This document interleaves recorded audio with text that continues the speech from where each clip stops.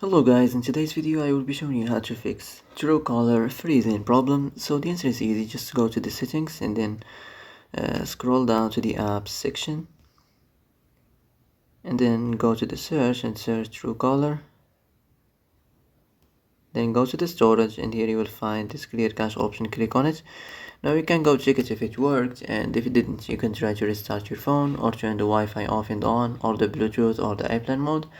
Also you can try to clear data, but be careful. If you clear data, all the Truecaller's data will be deleted. This includes all files, the settings, the accounts, the databases, etc. So be careful if you want to clear your data.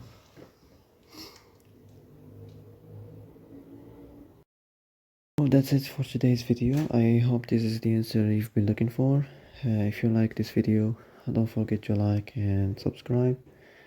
And that's it. See you in the next video.